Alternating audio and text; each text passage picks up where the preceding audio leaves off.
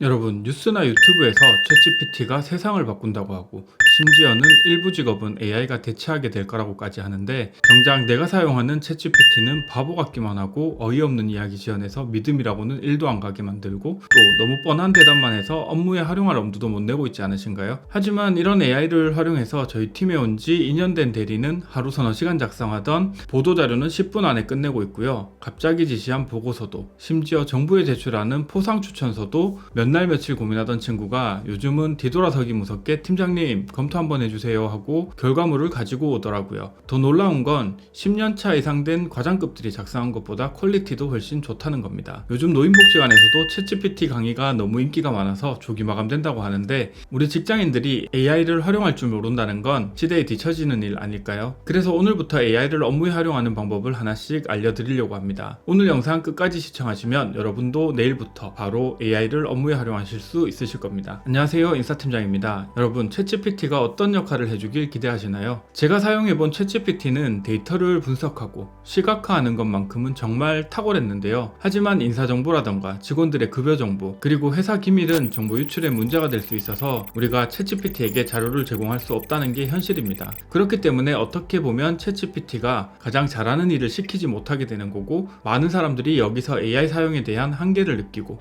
더 이상 사용하지 않게 되더라고요. 저도 처음에는 이 문제 때문에 챗GPT를 한동안 사용하지 않았었는데요. 최근에는 그냥 인공지능 팀원 정도로 생각하고 업무에 활용해보니 생각보다 많은 도움이 되더라고요. 네, 결론부터 말씀드리자면 저는 GPT를 글쓰기 조력자, 함께 브레인스토밍을 하는 인공지능 팀원 정도로 사용하고 있어요. 근데 이렇게 사용하기 위해서는 GPT에게 내가 누군지 알려주고, 또 답변은 어떤 식으로 하는 게 좋을지를 미리 학습시켜주면 좀 더 퀄리티 높은 답변을 받을 수 있더라고요. 방법은 먼저 챗GPT에 접속해서 로그인을 해줍니다. 저는 구글 계정으로 로그인을 해줄 건데요. 로그인을 하면 우측 상단에 이렇게 프로필이 뜨는데요. 프로필을 클릭하면 챗GPT 맞춤 설정이 보일 겁니다. 이걸 클릭해보면 위에서부터 GPT가 어떻게 불러주면 좋냐, 그냥 저는 닉네임 정도 인사팀장으로 넣었고요. 다음은 중요한 어떤 일을 하고 있으신가요? 인데요. 저는 지방 중견기업 18년차 인사팀장, 그리고 회사 생활 잘하는 방법을 얘기하는 유튜버, 이 정도로 넣었습니다.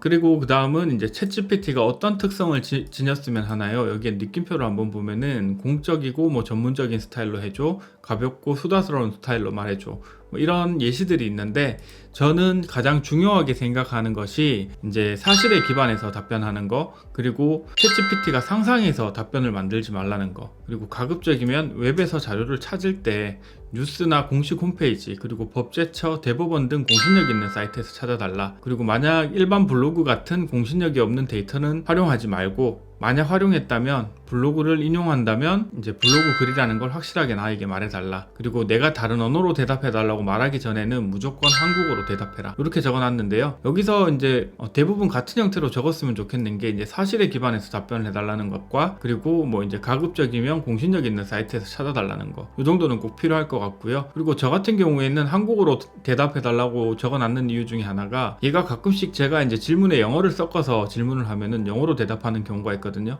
그렇게 되면 또 한번 번역을 해야 되기 때문에 그냥 저는 한국어로 답변을 받기를 원해서 이렇게 한국어로 답변을 해달라고 요청을 했습니다. 네, 그리고 가장 아래에 있는 이제 당신에 대해 더 알아야 될 내용이 또 있을까요? 뭐 이렇게 물어봤는데, 여기에는 그냥 제가 좀 간단하게 저는 두 아이의 아빠고 사진 촬영, 영상 촬영 및 편집, 그리고 디자인에 대한 취미를 가지고 있어. 그리고 부업은 뭐 온라인 셀러고 오프라인에서는 무인 애견용품 매장을 운영하고 있다. 그리고 최근 활동은 인싸팀장이라는 유튜브 채널을 운영을 시작을 했다. 이 정도로 적어주고 저장을 했습니다. 사실 이 정도로만 작성해도 GPT는 나에 대해서 바로 학습을 하게 되는 거고요. 이걸 설정하고 하지 않고의 차이는 여러분들이 입력하기 전에 질문을 해보시고, 또 입력하고 나서 질문을 해보신 다음 답변을 한번 비교해 보시면 차이를 확실히 느끼실 겁니다. 예, 이제 우리는 복잡한 작업은 잠시 접어두고 단순한 작업부터 GPT와 함께 해볼게요. 뭐가 있을까요?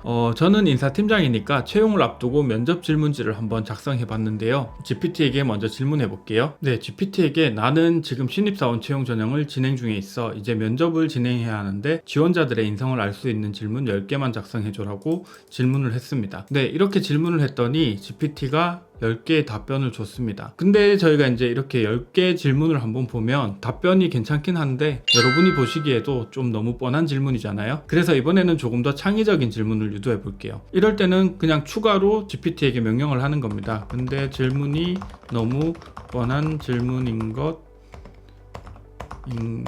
같아. 조금 더 창의적인 질문을 만들어줘.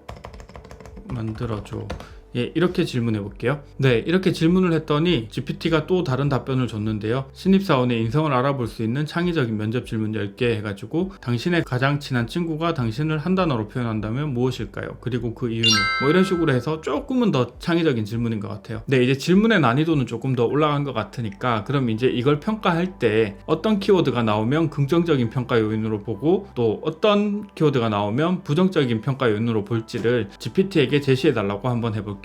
네, 이렇게 지금 만들어준 질문에 대해서 베스트 답변과 워스트 답변의 키워드를 각각 3개씩 뽑아달라고 적어봤습니다. 이렇게 하면 GPT가 네, 이렇게 표로 제공을 해주는데요. 사실 면접평가는 사람이 해야 되기 때문에 참고만 하면 좋을 것 같은데요. 여러분이 보시기에 면접 질문에 대한 베스트, 워스트 답변의 키워드가 너무 뻔해 보이시죠? 근데 실제로 면접을 보면 저런 키워드가 생각나게 답변하는 지원자들도 꽤 많기 때문에 참고하기에는 충분한 것 같습니다. 네, 이제 채용 전형이 끝나서 입사 예정자가 확정된 상태에서 갑자기 팀장님이 우리도 다른 회사들처럼 신입사원들 부모님께 과일 바구니도 하나 보내고 감사 편지도 하나 좀 같이 보내자 이렇게 말씀하셨어요. 갑자기 뭘 어떻게 해야 되나 고민도 되고 여기저기 인터넷 찾아서 다른 회사 사례도 살펴보고 그 문구들 짜깁기 해서 편지도 쓰고 이런 고민을 하게 되는데요. 이것도 GPT의 도움을 한번 받아볼게요. 질문을 해봤는데요. 이제 채용 전형이 끝나고 채용 합격자가 결정됐어. 총 50명의 지원자 중 3명이 최종 합격하게 되었는데 최종 합격한 지원자 부모님께 과일 바구니와 함께 감사의 편지를 보내려고 해. 우리 회사에 자녀를 보내줘서 감사하다는 내용과 자녀의 성장을 적극적으로 돕겠다는 내용은 꼭 포함했으면 해. 이렇게 제가 중요하게 생각하는 포인트는 꼭 작성해달라고 넣어서 지시를 하면 바로 보내도 될 정도의 편지가 완성이 되는 거죠. 한번 보겠습니다. 네, 이렇게 편지가 완성이 됐는데요. 최종 합격자 부모님께 보내는 감사의 편지에서 존경하는 누구누구누구님의 부모님께 안녕하십니까 해서 내용을 이렇게 한번 쭉 읽어보시면은 생각보다 괜찮은 편지가 완성이 됐어요. 사실 이런 편지 문구가 굉장히 쉬워 보이지만 회사에서는 굉장히 신경 쓰는 부분이고 또 한번 작성해 보시면 알겠지만 썼다 지웠다 반복하면서 시간 보내는 게 1시간은 기본이거든요. 그런데 이렇게 GPT를 활용하면 1분도 안 걸려서 완성할 수 있으니 우리가 GPT를 안 쓸 이유는 없는 거죠. 네, 다음은 문장 작성을 도움받는 겁니다. 우리가 글을 쓸 때 이게 문법은 맞는 건지 또 단어 선택은 제대로 한 건지 글 쓴 사람은 시야가 좁아져서 잘 안 보이기 마련인데요. 한 문장씩 GPT에게 이 문장을 좀 더 논리적으로 작성해줘 라던가 좀 더 친근감 있게 변경해줘 등의 구체적인 지시를 하면 이걸 어떻게 해주나 한번 보겠습니다. 네, GPT에게 새로운 질문을 할 때는 새 채팅을 눌러서 새로운 채팅으로 완전히 다시 와주는 게 좋습니다. 그렇지 않으면 위의 내용과 이어져 버리기 때문에 내용이 뒤죽박죽이 될 수 있으니까 새 채팅 눌러서 꼭 새로운 화면을 띄워놓고 진행하시기 바랍니다. 네, 예를 들어서 제가 이제 이런 ISO 통합 경영 시스템 인증을 통해서 품질, 환경, 안전보건, 규범 준수 시스템을 갖춰 기업 경쟁력을 확보하고자 함. 이 내용을 좀 더 구체적이고 자연스럽게 그리고 논리적으로 한 문장으로 표현해달라고 GPT에게 부탁해 보겠습니다. 네, 이렇게 부탁을 했더니 GPT가 ISO 통합경영 시스템 인증을 통해 품질, 환경, 안전보건 및 규범준수 분야에서 체계적이고 효율적인 관리 시스템을 구축하여 기업의 지속가능과 경쟁력을 강화하고자 합니다. 라고 조금 더 구체적이고 문장 구조가 훨씬 더 자연스럽게 변경된 게 보이시죠? 다음은 마지막으로 하나의 사례를 풀어서 자세히 작성해달라고 해볼게요. 제가 지금 산업재해 예방 우수근로자 포상 추천서를 작성하는데 사례는 생각이 나요. 그런데 어떻게 작성해야 될지를 잘 모르겠어요. 이럴 때 GPT에게 질문을 한번 해보는 겁니다. 네, 다시 새 채팅 눌러서 새 창 띄우고요. 여기에서 제가 먼저 어떤 상황에서 이 글을 쓰는지를 GPT에게 설명을 해주는 겁니다. 그러니까 어떤 맥락에서 이 글을 쓰는지를 알려줘야 되는 거예요. 그래서 우리 회사는 지금 산업재해 예방 공로 포상 추천서를 작성하고 있어. 하나의 사례로 작업자 중심의 위험성 평가를 강화해서 산업재해를 예방하기 위해 컨설팅까지 진행했어. 이걸 추천서의 내용으로 작성해줘 라고 했습니다. 했습니다. 네, 이렇게 요청을 했더니 지금 보시는 것처럼 저는 하나의 사례를 줬을 뿐이고 어떤 맥락에서 작성하는지를 줬을 뿐인데 문장을 너무 잘 작성해 주지 않나요? 실제로 저는 이 방법을 통해서 회사가 고용노동부 장관상을 받는 경험까지 했으니 이 방법을 적극 추천드립니다. 네, 지금까지 챗GPT를 업무에 활용하는 가장 기초적인 방법을 설명드렸는데요. 챗GPT를 로그인해서 계속 질문을 하다 보면 GPT는 여러분을 학습해서 점점 더 여러분이 원하는 답변에 가까운 결과물을 줄 거예요. 오늘 제가 보여드린 가장 기초적인 글쓰기부터 차근차근 GPT를 활용해 보시면 여러분들도 이제 업무에 GPT가 없어서는 안 될 존재가 될 거고요. 이전과는 차원이 다른 GPT를 만나보실 수 있으실 거예요. 혹시 궁금한 사항이 있으시면 댓글 남겨주시고요. 오늘 영상이 도움이 되셨다면 좋아요 한번 눌러주세요. 그럼 다음 영상에서 찾아뵙겠습니다. 시청해주셔서 감사합니다.